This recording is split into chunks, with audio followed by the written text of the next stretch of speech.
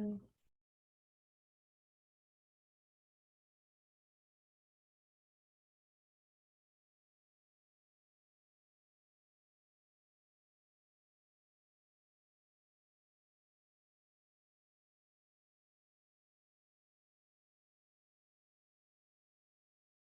hello. People are joining in. Hopefully, we ate. I wasn't sure whether we were going to have anybody with this talk about verbs. So it seems that, oh, yeah, 7 people. Yes, great. 8. So hello, everybody. We are just going to give people a couple of minutes to join. But if you can write on the chat and tell me where you're from, how is it going, I can have a look at the chat. So I'm Florencia, and I'm in Oxford at the moment, originally from Argentina, but lived in various places in Latin America. So I lived in Mexico and Costa Rica. Oh, Basque Country, hello, Agnese and Sarah, hello from Kent. Cleveland, oh, Chantal, hello.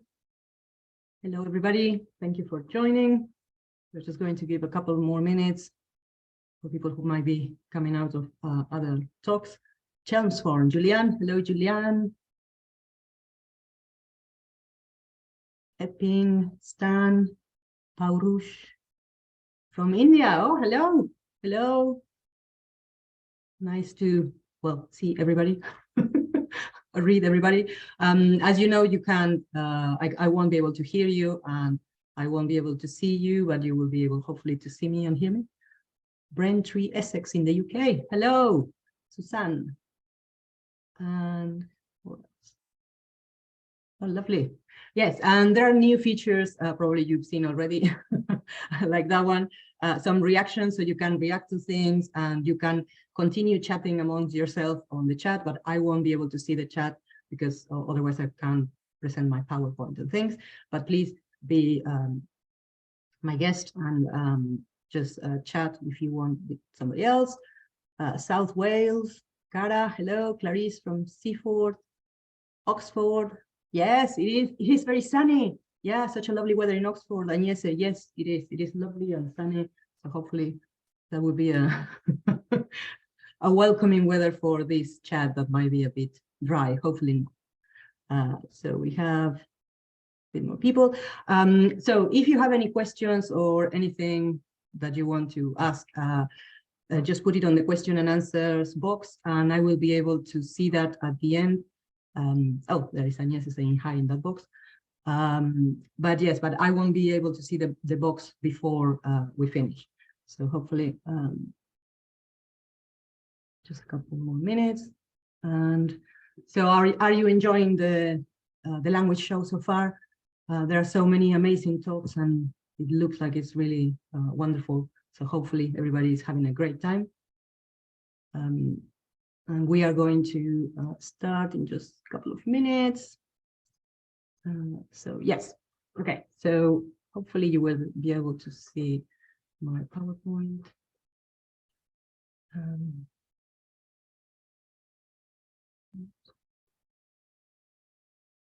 So just give me a second.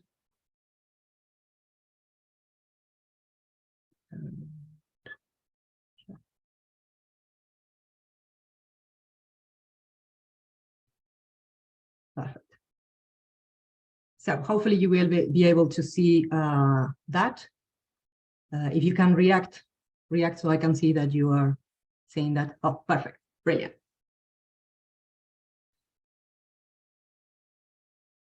Excellent. Lovely. Okay, so shall we start? I think there is, we gave people enough time to join, so they can join a bit later if they want. But yes, so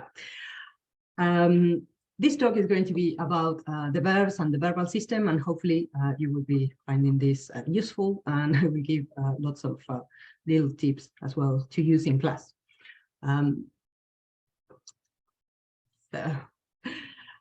In the beginning was the verb, and everything was fine, more or less.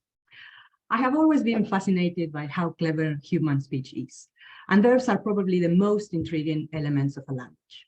They are extraordinary beings that can help the speaker communicate the most complex thoughts and express not only their opinions, but also their ideas, wishes, doubts, fears, expectations, desires. They can equally convey the most delicate subtleties of thought or provide a shield for features a speaker might wish to hide or disguise. How many things can you convey with a single word? If this is the case and verbs are the soul of a language, why are they then so hated and mistrusted? Why does the mere mention of conjugation or tense in a class cause a chain reaction of twisted faces, desperate groans, and the general feeling that the end of the world is near? Well, probably because many, many teachers feel exactly the same when they are faced with the horror of teaching verbs. And one of the reasons is usually the fact that the students want to know why. Why is the question. They want to give some reason to what seems random or illogical. And sometimes teachers feel that the explanation would take too long or be unnecessary, and they might prefer just to say, okay, this is the present tense, it is what it is, just learn it. Yeah. So we are going to have a poll. So poll time, but not this type of poll. It's going to be this poll. So if hopefully you will be able to see a poll. Yes. So can you see a poll on your screens? Are you a verb lover or are you a verb hater? And if you can answer the poll, this is all anonymous. Nobody will see whether you hate or love verbs, but we want to know how many people love verbs. Oh, we can see this in real time. Okay, we give 2 seconds and we are going to see, oh, I have a heart there, lovely. Okay, so we end the poll and we have, I'm sharing the results. So 32 out of 37, so 86% of people are verb lovers. Really, yes, so we have a few verb haters. So hopefully by the end of this talk, you won't hate verbs so much. So I found that the more thoroughly, clearly, and logically I explain the verbal system to my students, the more my students get from verbs, and the more they remember them and use them correctly. So a good tip would be don't hide things, just explain them, and definitely explain to adult learners and GCSE and A-level students if you have older students. Obviously, as we introduce verbs to younger classes, you're not going to load all this information to year 7 students, but don't say things that they could mistake in later years. Like one of the things I have always heard is that the imperative tense is used to give commands, but the imperative is not tense. The imperative is a mood. So the present, the imperfect, or the future are tenses, but the imperative is something else. And we should not confuse tenses with moods, because that will create some confusion in students in later years where they don't know what they are doing. Is it imperative, present? What is this? So another poll, and this time I'm going to ask you whether, and this is again anonymous, whether you have ever called the imperative a tense. Yes.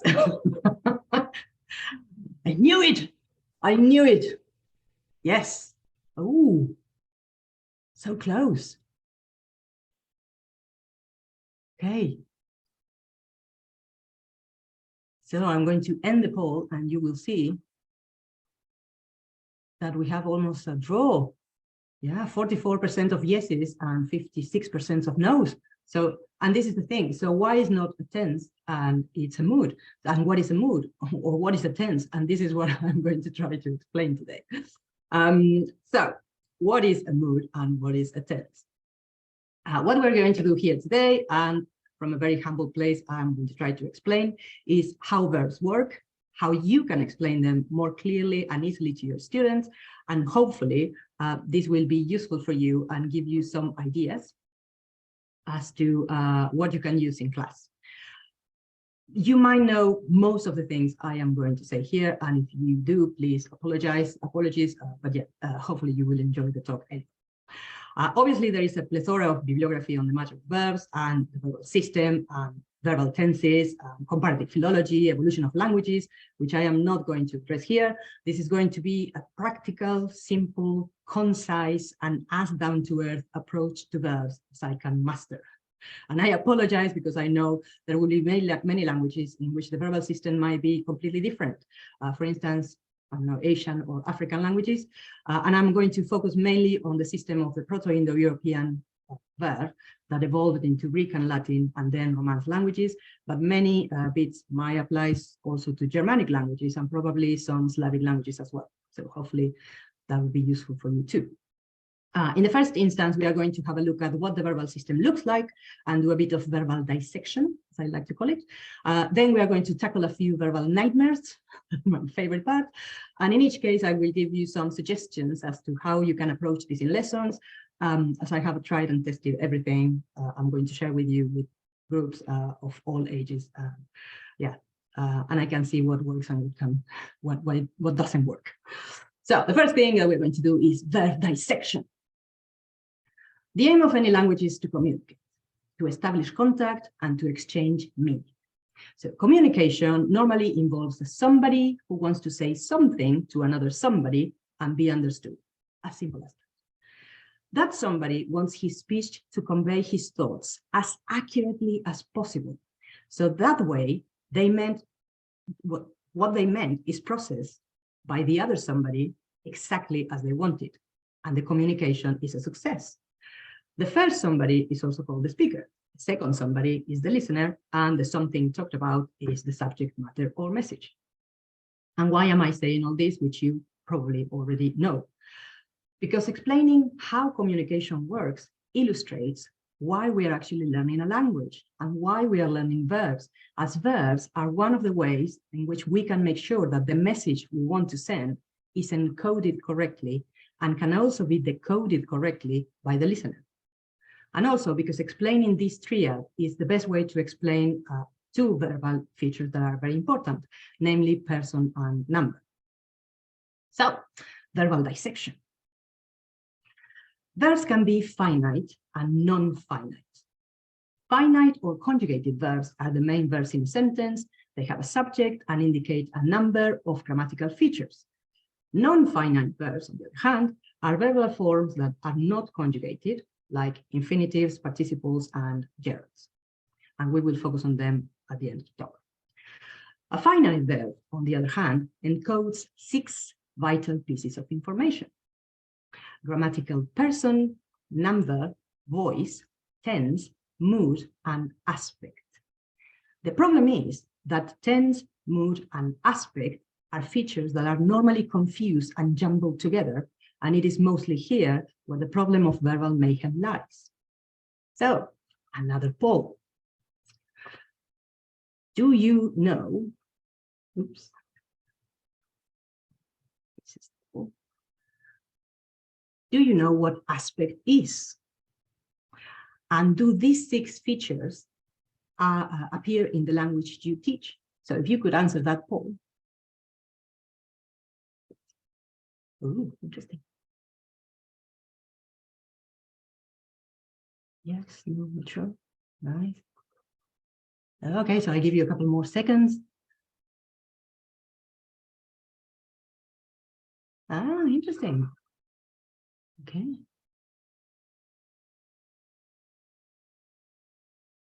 Okay, I will there.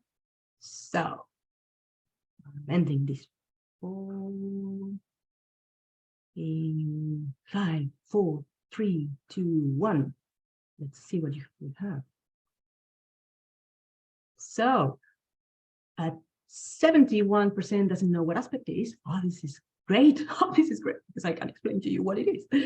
And do these 6 features exist in the language you teach? So we have 38% yes, and 11% no. Oh, interesting. And 54% doesn't no, really not sure. So we are going to have a look at that. This is really, really interesting. And then we are going to have a look at moods as well. And you will be telling me whether you have different moods in your languages or not. So let's see. So mood and sorry, person and number. Go to the first one. Yeah. So person and number are the easiest grammatical feature to explain and identify. You have a speaker who is going to be called the first person, a listener who is going to be called the second person, and a third party that is going to be called the third person. So these three persons are identified by the pronouns I, you, and he/she/it. The speaker can be with somebody else, and then you have a plural first person, so you have a number of I's. So it's I, we. The speaker can be addressing more than one person, and then you have a plural numbers of yous, so the second person plural. And the third party can also be more than one, and so you have they. I always take a couple of minutes in class to explain this to students at the beginning, as I have found that most of them come with no idea at all as to why there are 6 forms to learn for each verb, and to learn the different endings, they need to learn all these 6 forms. So they normally confuse you with he or she because they don't know exactly the order in which these persons appear. So it's worth just remembering them, why they are there and the order they have. And it's not that we have 6 different persons, it's three persons and singular and plural. So normally when I explain that, then they find it easier to remember what's going on. One way I like to teach verbs to my students is also to show them a conjugated verb in English, like this, for instance, eat, and then immediately do this and delete all the pronouns. And then I ask them, so who is eating here? Which is a difficult question to answer because apart from eats, the third person, all forms look exactly the same. So then I show them this, another column with a verb in a different language, like could be Spanish or Greek or Latin or Italian, and without the pronouns. And then I ask them to find in that column 2 forms that are exactly the same, but they can't. And then I say, so this variation is how we recognize in this language who the person of the verb is, or the subject, or who is speaking, whatever they understand better. And I normally use fun parallelism. I say that we speak weirdly. We speak like Yoda in Star Wars. We go, eat I, eat you, eat he.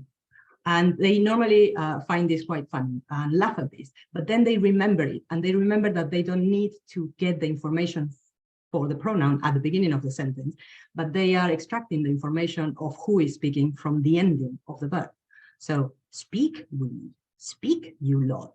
And that is normally how they start speaking after a few lessons, which is quite fun. But this is also important when we are learning to speak. So lots of students don't like to speak in lessons because they find it stressful. And sometimes it's because they don't know how to start a sentence. They don't know how to say I, or how to say, so how do you say he? How do you say he speaks? So they are stuck in the he beat. And they can't say anything else. They might know how to say comer, come, but they can't work out how to say the pronoun. And then that stops them speaking and they don't speak. So it is very liberating, I found, when I tell them, you don't need to remember how to say he or she, we, or anything. Just go verb and ending. Just go Yoda. So I normally talk about verbs also as if they were hieroglyphs that students need to decipher or decode to extract meaning, or that they have to encode to provide meaning as well. And they love that. Every now and then I would write a verb on board and remind them that to understand this living creature, they need to pick up clues. And normally the clues need to be picked up from the back to the front. So I do something like this.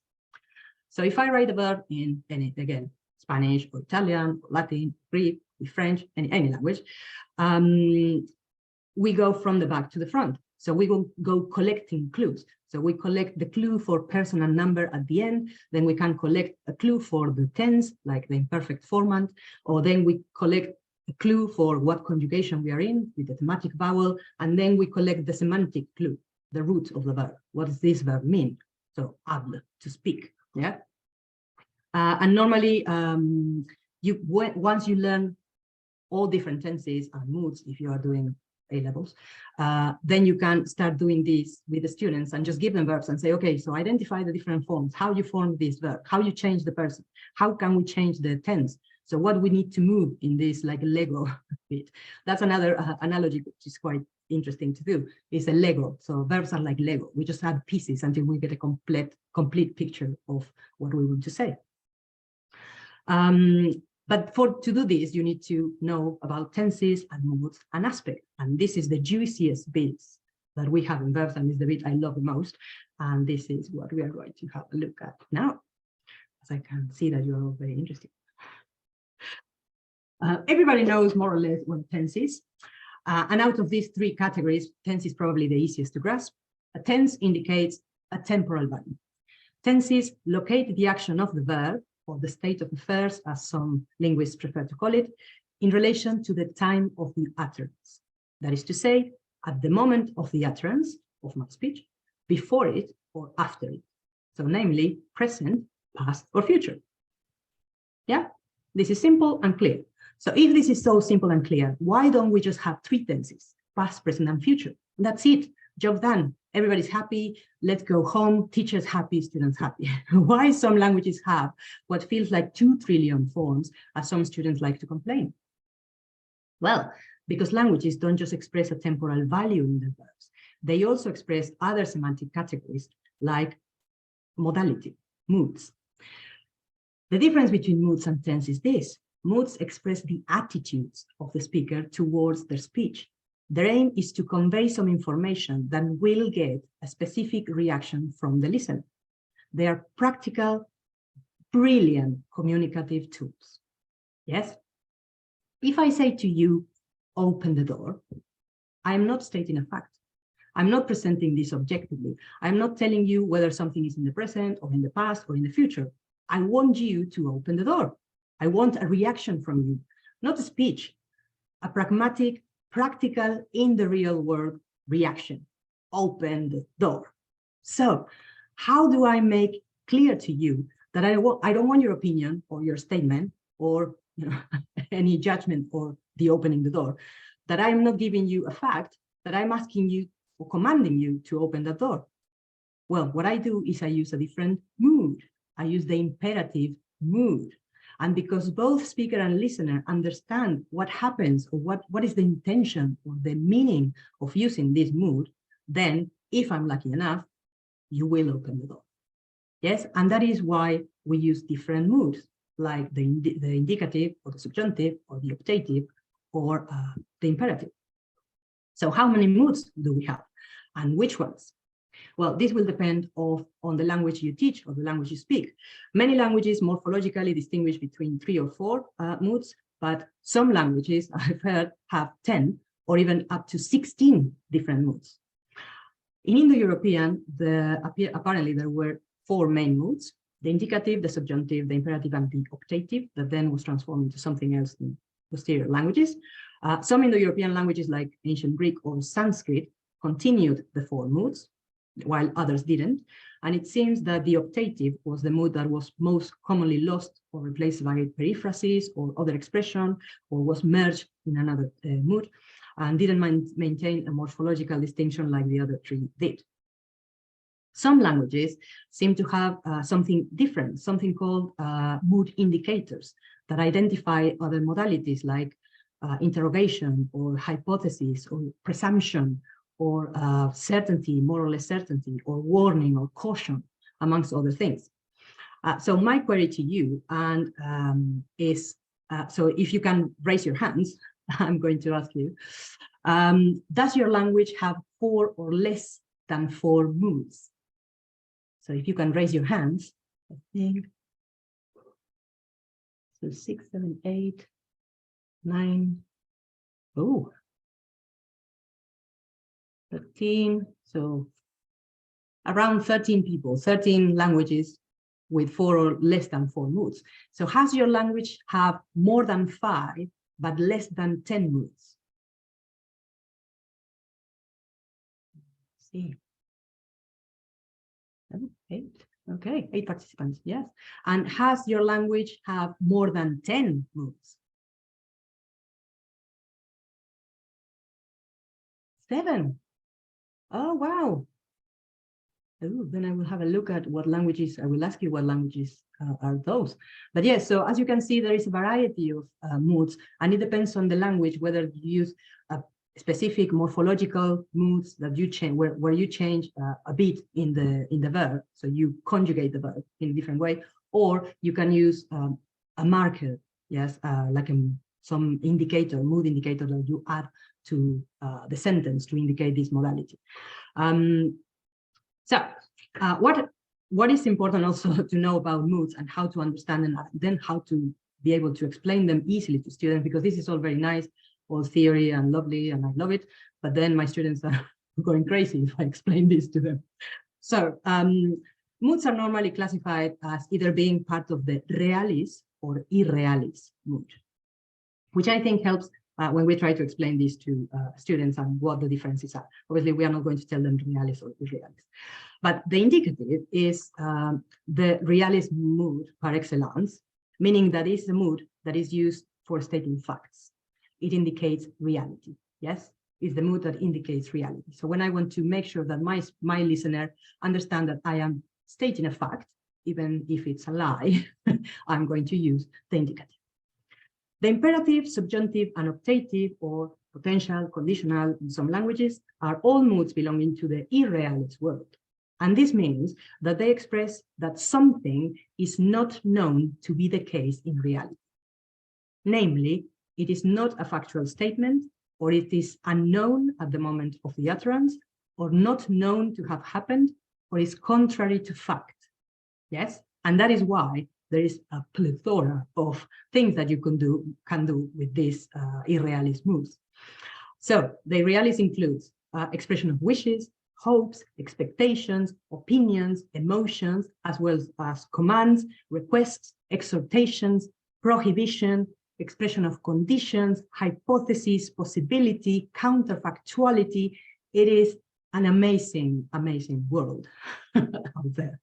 Some of these uses will be carried out by one mood or another, and that will vary from language to language, and some moods functions will overlap as well and be shared between moods. Albert Rijksman is a philologist at the University of Amsterdam who published a book in 1994 on verbs in classical Greek, which is very nice for classical Greek, but I have found it really, really useful to explain languages, to explain moods and verbs and tenses in other languages. So I have extrapolated some of his thoughts to modern languages, because I found his explanations very, very clear and very precise and accurate. So basically what he says is this: by using the imperative, the speaker thinks that the action of the verb must be carried out by somebody else. So you do it. By using the subjunctive, the speaker thinks that it is desirable and possible that the action of the verb is carried out, but they have no control over its realization. So I wish that this happened, but I don't have control of it. By using the conditional/optative, the speaker thinks that it is possible that the action of the verb is or becomes a fact, but its realization is conditioned by something. So I would go there, but something, if something. And by using the indicative, on the other hand, the speaker presents the action of the verb as a fact, even if what they say is complete nonsense. The cow jumped over the moon. And that is in an indicative tense, because it is a fact. I am presenting this as a fact, part of the realis mood. Given its nature as a realis mood, the indicative is the only mood that can have tenses with an absolute temporal value. That is to say that the present, past, and future tenses will be used to locate in time the action of the verb in relation to the moment of the utterance, only the indicative. So this time will be present, past, or future. So if this is the case, why do we have so many past tenses in the same mood? Spanish, for instance, has the preterite, the imperfect, the perfect, the pluperfect, and a very old tense that my mother used to love. My mother was a language teacher, so I suffered when I was a child. I was called pretérito anterior, and it's very much now in disuse or used for literature. So why we have 5? So why having so many past tenses? Isn't the past just that? Past. It's a past tense, that's it. But fear not, there is an easy explanation for this. And that explanation has to do with something called aspect. And this is the last grammatical feature on our list. So, aspect is thought to have been the first and main verbal category of the Proto-Indo-European verb. Some philologists even argue that aspect was the only thing that appeared that was there, and then tenses appeared at a much later stage and were marking this use of the aspect. Aspectual distinctions are an important feature that informs the very fabric of our language. But what is aspect? Aspect is a semantic distinction that indicates whether the action of the verb or state of affairs, if you want to call it, should be understood as completed or not completed. So if I say Peter ate an apple, I am presenting the action of the verb as complete, finished, done. The apple is gone. Yes? On the other hand, if I say Peter eats an apple, I am presenting the action of the verb as incomplete or in progress. There is no reference as to whether the action is going to be completed at some point or not. Yes, is he going to finish eating the apple? We don't know. We don't care. It's an action in progress. This distinction made philologists identify, therefore, different aspects. And the traditional grammars talk about the infective, confective, and perfective aspects. This is in traditional grammars. So, what do they mean? In these aspects, the actions are seen as incomplete or in progress in the infective aspect, as completed or finished in the confective aspect, or as completed, so completely done. But what is more important is the focus on a resulting state. So there is a state resulting from this completion. There has been much debate about this classification and the very category of aspects, which we won't discuss here.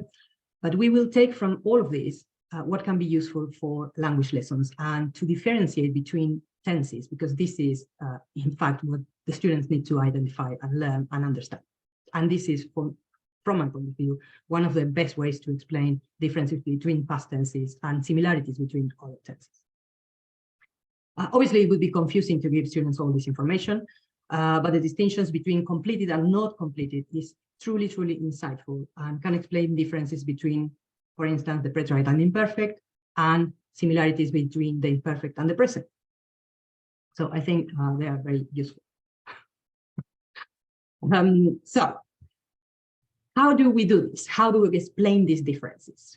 The differences can be summarized very nicely and visually for students and for ourselves, actually, in the following table. Put there. Again, shamelessly borrowed and adapted from Riksvaron, because I think it is very, very clear. He's one of like Aristotle. He's very clear when explaining things. But this table has been changed, adapted to whatever. This was on classical Greek. This is my table.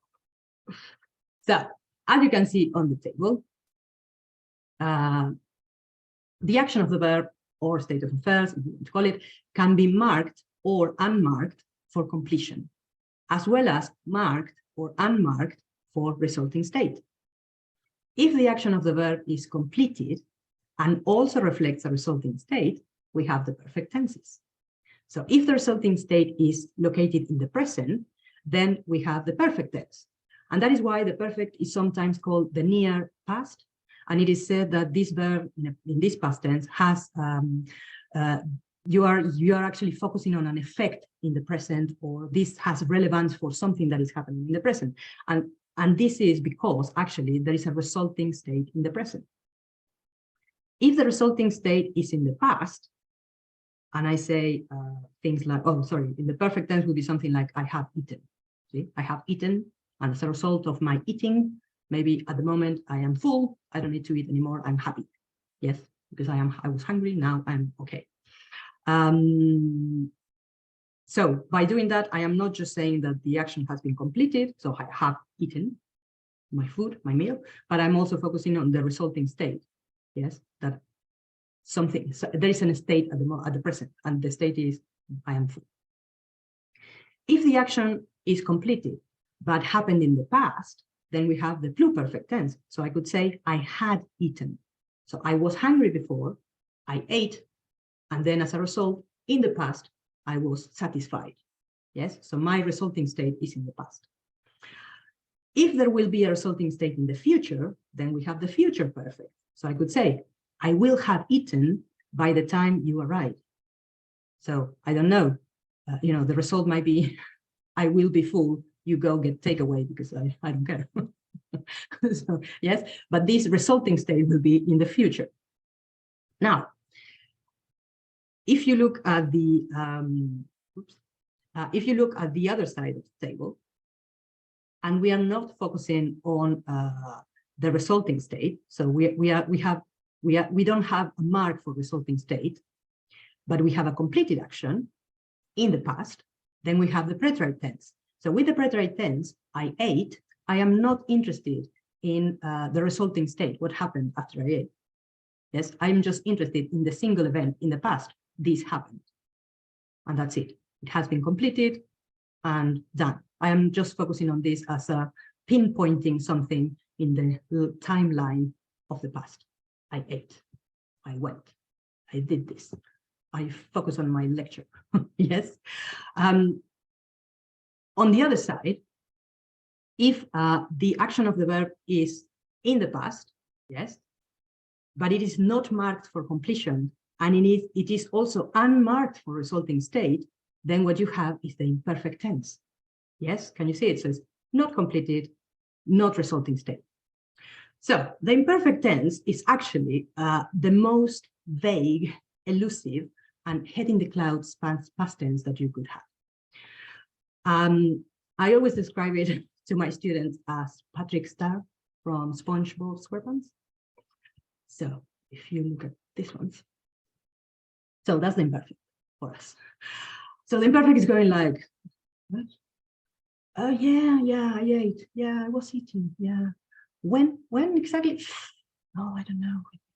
Yeah. How many times did I eat? Could tell you. I'm not sure.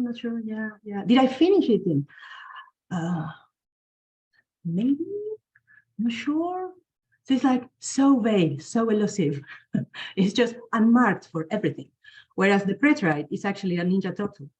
Yeah, I came, I ate, I finished my pizza. I am happy now. Yes, finished, complete. Oh! So that's the preterite tense. And the perfect tense is something like the posh Prince Charming in Shrek.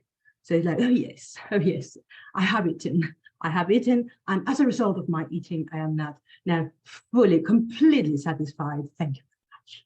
Yes, it is funny. And by doing this, actually, your students will remember how to differentiate one tense from the other. Yes, absolute head in the clouds, bang, bang, bang action, and complete perfection. Yes, but this has to do with aspects. So, as you can see from the table again, thank you very much for the reactions. So as you can, we go back to the table. As you can see from the table, the present tense and the imperfect tense share the same aspectual distinctions. So they are both unmarked for completion and they are both unmarked for resulting state. The difference between those two is simply temporal.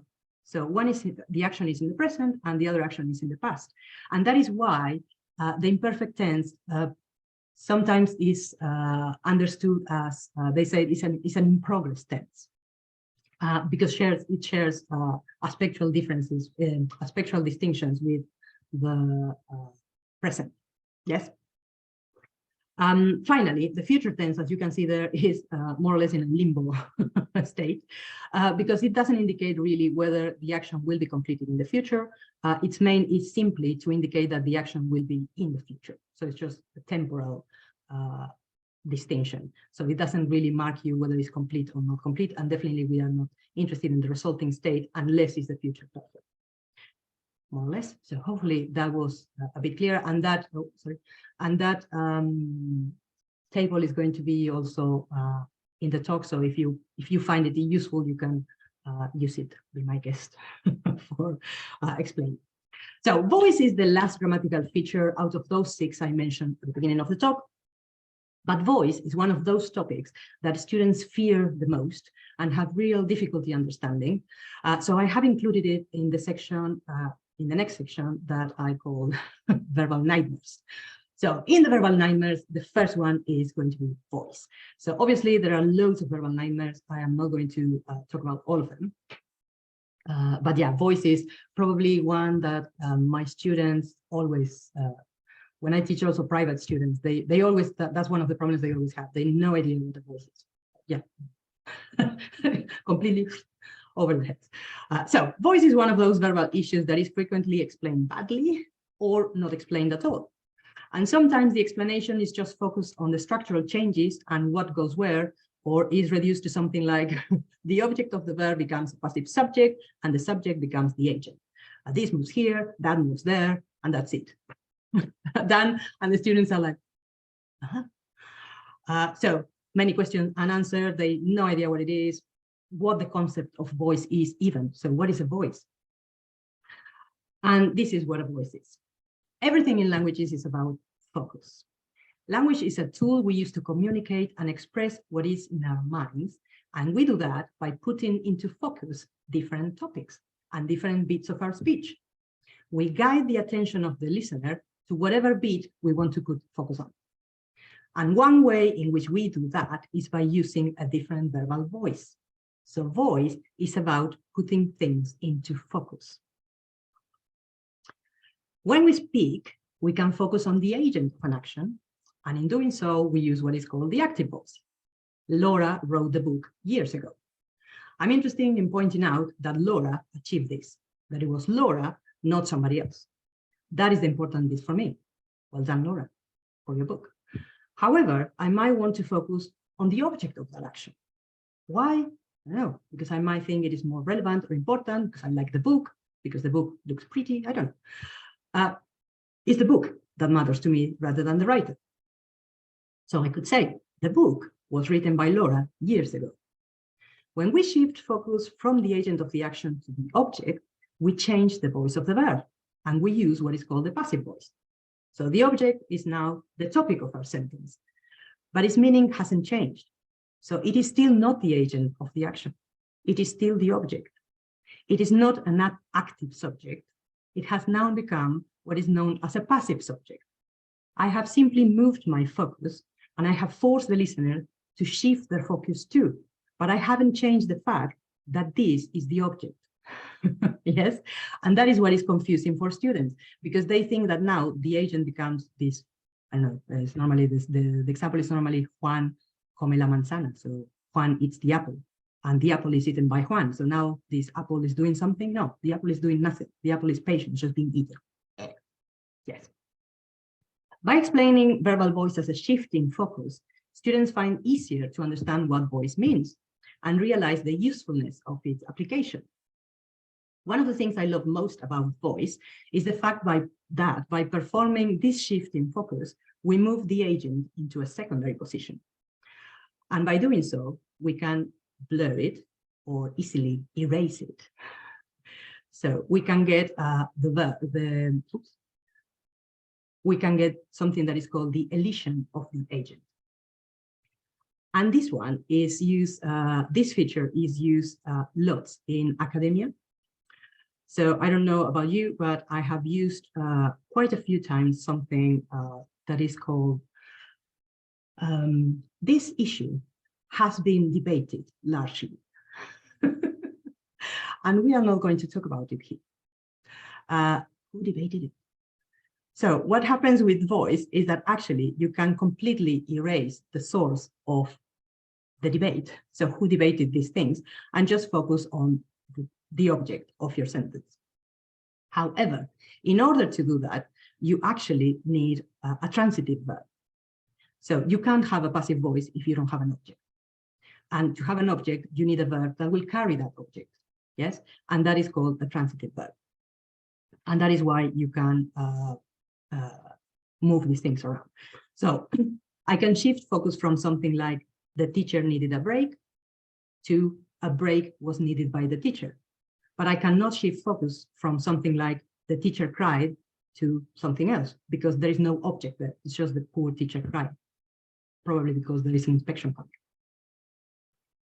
So to approach voice in lessons, it is usually very helpful to use discoveries or achievements in the countries that speak the language you teach, or by speakers of the language you teach, such as, I don't know, scientific or artistic or sportive achievements or historical events, as you can shift focus from the agent to the object very easily, and use dates as well, which is also very useful for lessons.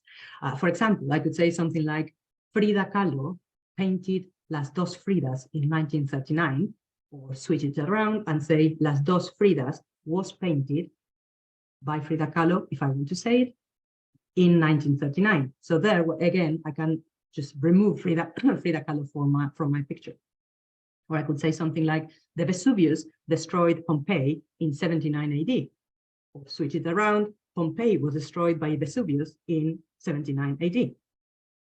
You can also use Nobel Prize winners or milestones in women's rights and LGBT plus rights, literature and film. It depends on what topics you are working on. If you're teaching A-level students or GCS students, if you are teaching younger children, you can also use Marvel and comic books or Harry Potter, anything. The list is endless.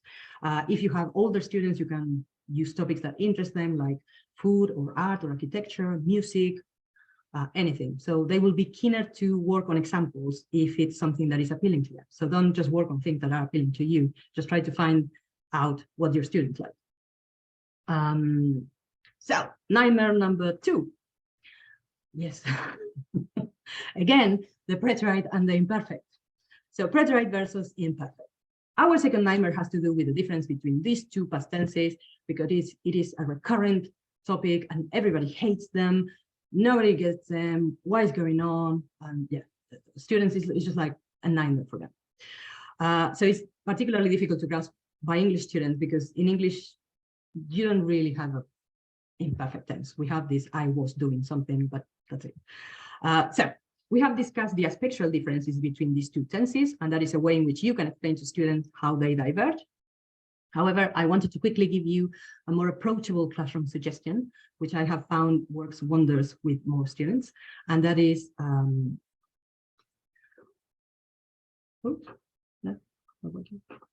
Mr. Bond, James Bond. So normally when I try to explain the difference between these two past tenses, I always use this analogy. So I tell my students, imagine you're watching a James Bond film. And we start with a shot of a beautiful island. So the camera pans around and shows the gorgeous beach, golden sand, beautiful crystal clear water. Then the camera moves up and shows you some mountains with vegetation, blue skies, the sun shining, a beautiful ultra-modern house in the middle of some palm trees, and suddenly, bam, splash, something or someone falls or jumps from a plane into the water. It is James Bond. He swims and reaches the beach.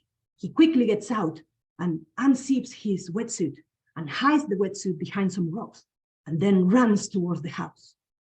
So, given what we have seen about the imperfect and the preterite, for what bits would you use the imperfect tense, and for what bits would you use the preterite? Normally students get it right, and then after we have a brief discussion, I summarize what we have discussed to reinforce the difference.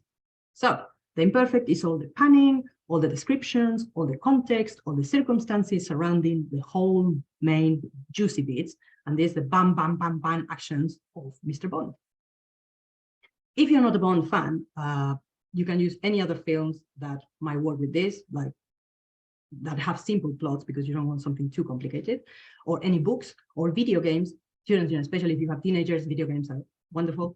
Anything that your students are familiar with or interested in. And if you find something that it might be funny, all the better. The funnier it is, the better, because especially for teenagers, they love things that are quirky, funny, or over the top. Another helpful analogy to explain a common use of those two tenses is what I call the Stoker analysis. The Stoker analogy, sorry. This is my favorite. This one is useful when explaining sentences of the type, I was watching TV when I heard the noise. The action in progress or ongoing in the past is going to be expressed with an imperfect form, whereas the cutting action or the action interrupting the flow of time is going to be in the preterite. So I always give this example. Imagine you are going cycling in the park and you see your friend Juan. I always use Juan for some reason. So you could say, when I was cycling in the park, I saw Juan. Imperfect for the ongoing action, preterite for the interrupting one. But what happens if you don't change the tense and you use another imperfect? Well, essentially, you become stalker. When I was cycling in the park, I was seeing Juan. Yeah, Juan, I'm watching you. Yes. So this analogy is also useful to reinforce the concept of the use of the imperfect to talk about simultaneous actions, namely that the cycling in the park and watching Juan kind of occur at the same time. So if you don't change the tense, they go just like on parallel tracks, never stopping, never stopping. So you would be stalking Juan forever. Yes. So you need a preterite to cut through that. Yes. So lots of all of these little things. Whatever you use that is funny is going to make an impact on students because they will remember it. It's easier to remember something you laugh about than to remember something that is just theory, yes, or give an example. So I always use the most hilarious examples for things, and I don't care. As long as I can have some fun in my lessons, you know, because otherwise teaching would be a very boring job. So my nightmare number 3, the non-finite forms, infinitives, participles, and gerunds. Ugh. And no man land. This is what I like to call no man land. Nobody likes them. It's a dry subject. Everybody hates them. And students with passion, especially if it's Greek and Latin that have like millions of forms for each of them. So these non-finite forms, infinitives, participles, and gerunds, have different uses in different languages, but basically the nature is fairly similar across the board. All 3 forms are non-finite, and that means that they are not connected to a grammatical person, they do not indicate a subject, and they are not the nucleus or the main verb of an independent clause. However, as they are still verbal forms, everything that a verb can do, they can do too. So they can take complements like direct objects, indirect objects, you know, adverbs, anything that a verb can do, they can do too. The infinitive, like to paint in English, is sometimes identified as the name of the verb, and it is the form that you will find in a great number of languages. You will find your verbs in the infinitive if you are looking for them in the dictionary, not in Latin, but yes, in most languages. The infinitive is also called a verbal noun, as it can be used to replace a noun in various positions. So in many languages, it can be used in the place of the subject or in the place of the object, with prepositions and as part of verbal periphrases, like to, for instance, express a near future, like I am going to go, or I'm going to die, after listening to all of this. The thing that students need to remember is that in English, English uses the ing form for subjects, but we can't do that in other languages. So in other languages, the verbal noun is the infinitive, and that is confusing for them because sometimes they go saying things like, comiendo es bueno, whereas they should say comer es bueno. Yeah. So instead of saying to eating is good, which is what they think they are saying, they should be saying to eat is good. And that's the problem with the verbal lack of verbal features of English, because there is no special form for the infinitive. It's just to eat. The other form is the participle. You can see that there's peacock there. So the participle, like painting in English, is by far the juiciest of the non-finite forms. This is my favorite form ever. It is also called a verbal adjective, as it can perform the functions of a normal adjective, and it can also agree in number and gender with a noun. It is also part of compound tenses, like the perfect and pluperfect tenses in all moods. And the participle is a hybrid because displays features of both the verbal conjugation and the nominal inflection. So it's like, students normally, when they are faced with participles, they're like, what is this? I thought, you know, the verbal endings were difficult. What is a participle? Especially Greek and Latin participles, students just, yeah, that is like a nightmare, complete, absolute nightmare. But they are beautiful, beautiful creatures. They are amazing. I mean, they are a hybrid. They are the best of both realms. They share all these conjugation, lovely, juicy bits. So they can take objects, they can take complements, they can have a tense, they can have a voice.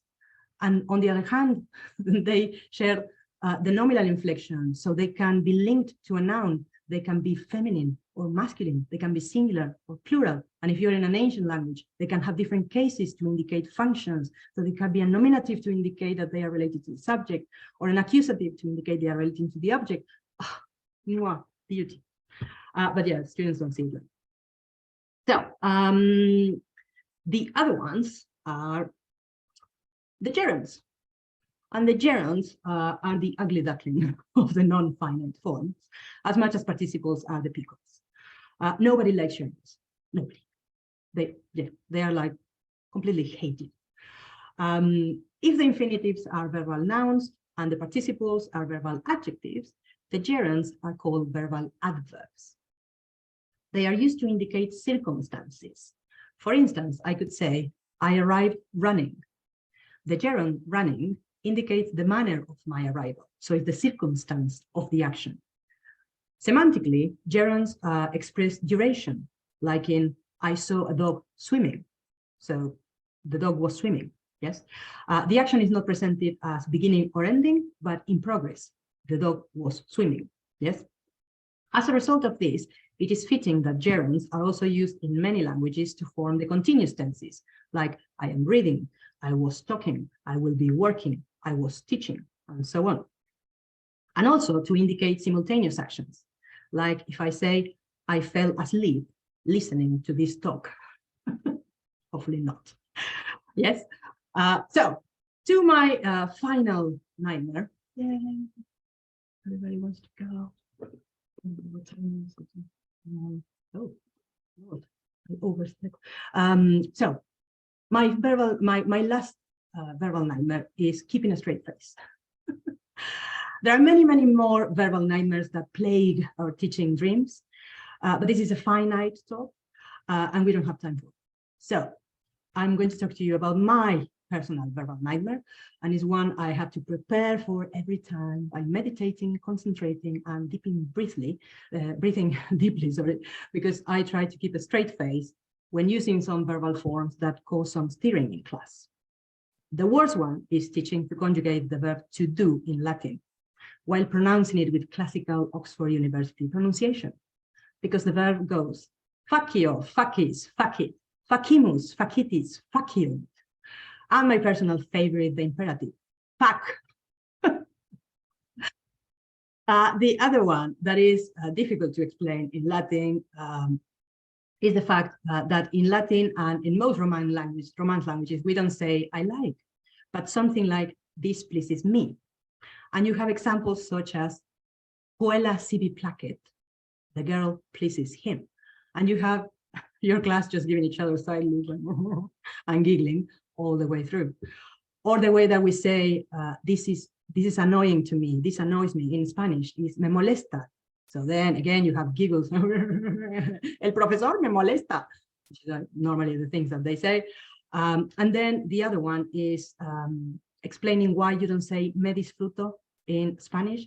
That doesn't sound great, as it does not mean I have fun, and why disfrutar is not a reflexive verb. You are probably faced with similar cases in the languages you teach, where verbs or any other words sound rude in the native language of your students. Nothing we can do here but trying just to keep a straight face, and sometimes giving a complicit smile just to let them know that you get it. So give us a reaction if you have verbs or other words in your language that sound rude in the language you know, in the receptor language. You do, yes, I know. It's horrible, it's horrible. And you have just, like the word six in Latin is sex. So every time that we go quatuor, quinque, sex, sex. It's just, so you need to just meditate.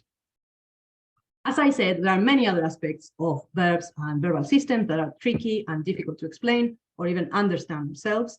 so many names and classifications, which we haven't covered here, like what is a deponent verb, what is a reflexive or an auxiliary, a modal verb, an impersonal verb. Is the conditional a mood? It is a tense. Is it part of another tense or mood? What is it? The list is endless. Verbs are fascinating, and I hope you found this talk a bit useful and maybe inspiring to research more about them in your spare time. So thank you very much for listening. I'm sorry, I think I ran over a long time, 15 minutes, but we are going to have a look and see if I have any questions in there. Will you share the slides or PowerPoint? Yes, so the slides, so this all is going to be recorded, or it is being recorded, so you will have it. You can listen to me again and catch up if you want to face that horror again. But I can, I think I can send the organizers the PowerPoint, and they can upload it, especially because you have the table. So the table is quite useful. Thank you very much for the claps. Thank you, thank you. I can't hear you or anything. So thank you very much for being there and for being so patient. Lovely. Yeah, so conditional, perfect, mood, tense. So yeah, exactly. That's the thing. So in Spanish, for instance, up to 1973, the conditional was a mood on its own, and it was considered a mood, and it was classified as a mood. And that's how I learned it, because my mom was a language teacher, which, you know, she kind of taught me all I know. So she insisted that the conditional was a tense. But then from 1973, it was moved to forming part of the indicative tense, because it was an incomplete tense, and it didn't really have the modality like modality features like the subjunctive or the imperative. So it was actually just a part of the indicative tense that could be expressing possibility in the present or in the past. So perfect, you know, the conditional, simple conditional or past conditional, but they just included it in the indicative, so which I don't like. But yeah, brilliant explanation of imperfect. Going to remember that for a long time. Oh, thank you. Yes, and just imagine me. I would be rolling on the ground with the verb to do in Latin. Yes, yes, they are. I mean, you know, fair enough on students. They are quite respectful when we go on these ones, but some of them are quite tricky. So after a couple of years, when they are older, year 10 or something, they go, oh, how do you pronounce this, miss? And you're like, fuck it. But I always give a straight face.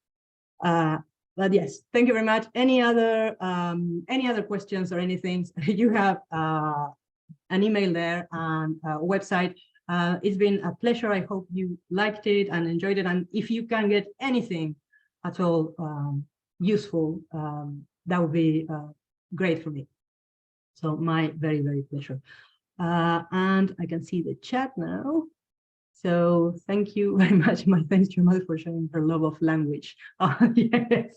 Yes. She was a brilliant language teacher. But the only downside was that whenever I wrote letters to my grandma, she will then have my letter, check it, and mark everything that was misspelled in red and send the letter. So my grandma would have all my mistakes in her letters, which wasn't nice. But yes, thank you very much. It's been a pleasure. And if you need me, just email me or anything that you want. Well, not anything, but yeah, anything related to languages, just let me know. Thank you very much. And I will stop the thing. You can continue chatting, I think, in the lobby. But yes, thank you so much and goodbye. Adios.